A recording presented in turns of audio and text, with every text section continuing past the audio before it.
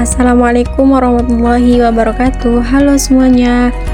Nah, di sini saya akan membuat video untuk menyusun materi ini untuk memenuhi tugas ujian akhir semester di mata kuliah perencanaan dan strategi pembelajaran yang dimana diampu oleh Bapak dosen M. Khairul Lutfi, MPD. Beliau memberikan arahan mendalam terkait prinsip-prinsip perencanaan yang berbasis pada tujuan pembelajaran siswa di sekolah dasar. Dan saya mengambil tema yaitu perencanaan pembelajaran di sekolah dasar. Video ini akan membahas tentang yang pertama yaitu memahami konsep perencanaan pembelajaran di SD. Nah, yang kedua yaitu mengetahui komponen RPP atau modul ajar. Terus yang ketiga, memahami langkah-langkah penyusun praktis. Yang terakhir yaitu melihat contoh mini perencanaan.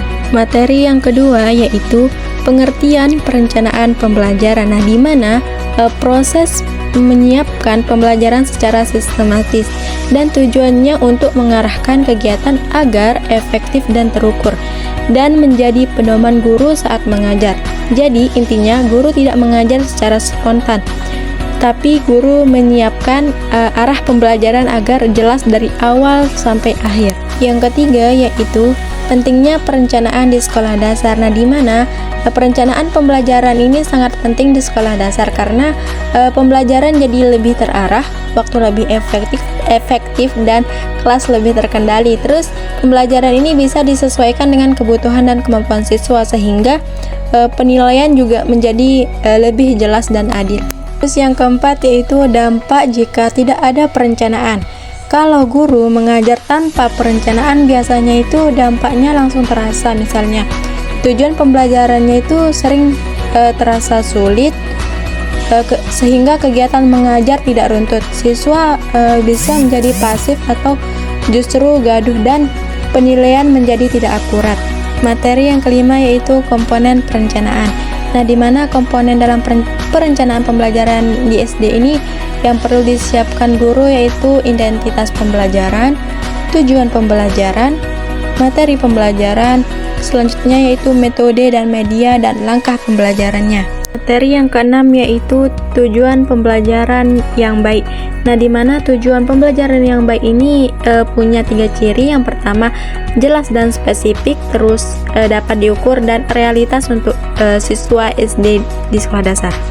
Sebutkan 3 contoh kegiatan. Kayak ini lebih jelas dibanding tujuan yang terlalu umum seperti siswa memahami kegiatan ekonomi, karena kata memahami ini sulit diukur secara konkret. Materi yang ketujuh yaitu materi, metode, dan media di sekolah dasar. Nah, dalam pembelajaran di SD ini materi harus disesuaikan dengan tujuan dan kemampuan siswa. Metode sebaiknya aktif, misalnya diskusi, demonstrasi, dan bermain peran. Dan media sebaiknya konkret seperti gambar, kartu, video, dan benda nyata. Materi yang kedelapan yaitu struktur kegiatan pembelajaran. Nah, di mana struktur kegiatan pembelajaran ini terdiri dari ada beberapa yang pertama yaitu ada pendahuluan, terus kegiatan inti, penutup. Dan khususnya di SD prinsipnya ini aktivitas perlu singkat dan bervariasi supaya. Materi yang ke-9 yaitu asesmen dalam pembelajaran di sekolah dasar. Nah, asesmen di sekolah dasar ini bisa dilakukan melalui observasi sikap, terus tes lisan dan tertulis sederhana. Untuk kerja atau praktik produk atau hasil karya, kuncinya asesmen harus sesuai tujuan. Jadi caranya itu menilai harus sejalan dengan apa yang ingin dicapai. Materi yang ke-10 yaitu langkah menyusun perencanaan.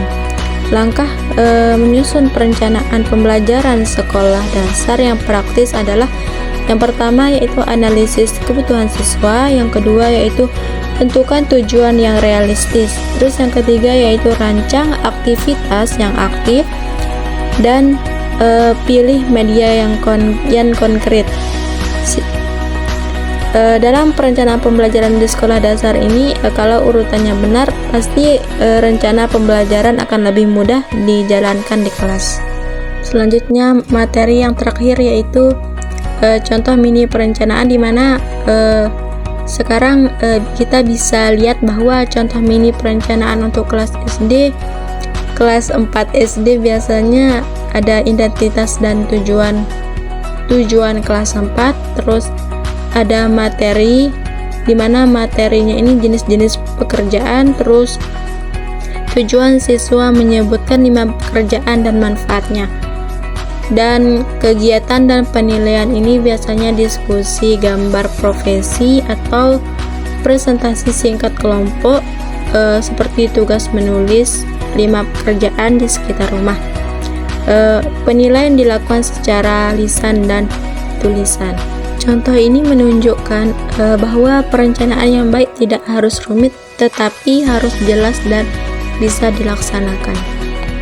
Di sini ada beberapa kesalahan yang harus dihindari dalam perencanaan, yaitu yang pertama, tujuan tidak terukur, kegiatan tidak sesuai usia SD, media tidak disiapkan, dan penilaian tidak sesuai tujuan. Kalau kesalahan ini terjadi, rencana pembelajaran akan terlihat lengkap tapi gagal saat pelaksanaan. Jadi, perencanaan pembelajaran di SD adalah proses menyiapkan pembelajaran agar kegiatan terarah, efektif, dan penilaian tepat. Bahwa guru perlu menyusun komponen perencanaan secara lengkap, menjalankan langkah penyusunan yang praktis, dan menghindari kesalahan umum.